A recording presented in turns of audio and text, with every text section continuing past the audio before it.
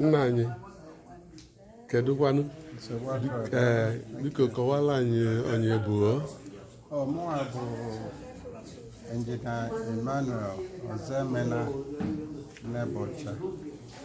Kedu vileji? Mụnwa si Abụọmịmị. Enugwu. Okay. Isi Nigeria wee gbagote maka ife a na-eme taa. Biko kedu ife a na-eme, kedu ka isufu ya? Convention a na-eme isi. The convention is a great opportunity, especially since an annual event to act as a uniting factor for Enugwu. Excellent idea, and I really would like to see this continue on annual basis. Okay.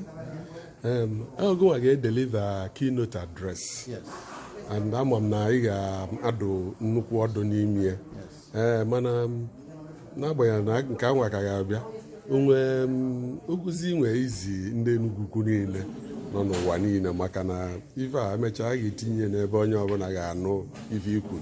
Kedu ife ị na-agwa ndị Enugwu ukwu? Well, ife na-agwa ndị Enugwu ukwu ebe ọ bụ na onye nọ.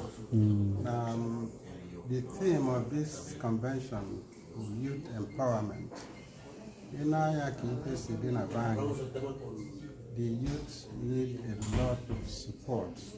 We need to do a lot to encourage the youth because the future belongs to the youth, right? And we need to do whatever we can to empower them. That is really the message that I'm bringing to this convention today.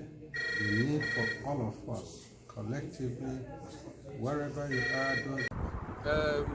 Nani, good afternoon. Biko, ka anyị mara onye bụ biko.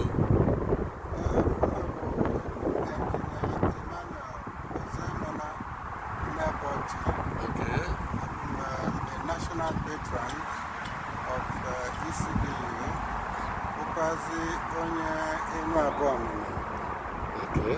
And kedu branch ị nọ na ECDU na Nigeria? I'm a branch of ECDU, Delta branch. Delta branch. Okay. Ife ịma na ọ bụrụ ebe ọbụla efolo ka ị na-abanye onwe ife mere iji wee bịaba obodo oyibo bụ Amerịka n'ụbọchị taa. Kedu ife iji n'aka wee bịaba America? America arọ gara aga, the PG bomb si na n'ọchọ ka na-enwe ịbịa US maka na ndị dollars na-enwe ECDU USA. So well, no ọlụ a ga-alụ alụ, no responsibility dị elu onye ọbụla, but I would be interested. They see that Nnebocha can deliver a keynote address at that convention, and that is the main reason more here. I'm on a keynote address. Abo ife de mwa ya de chani mia. Mana I ga say ka onwekene ozi igezi ndebe anyị.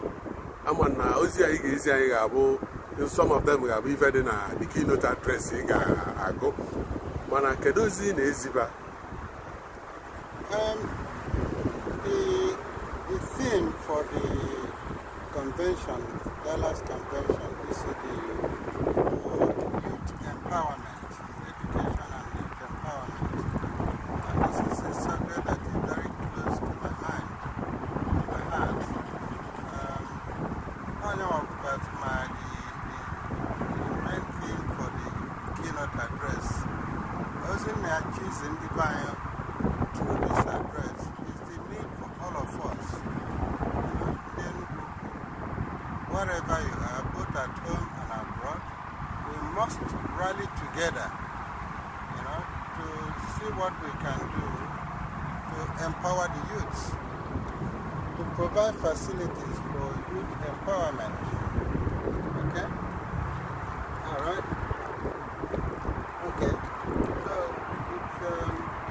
it's important that we do what we can.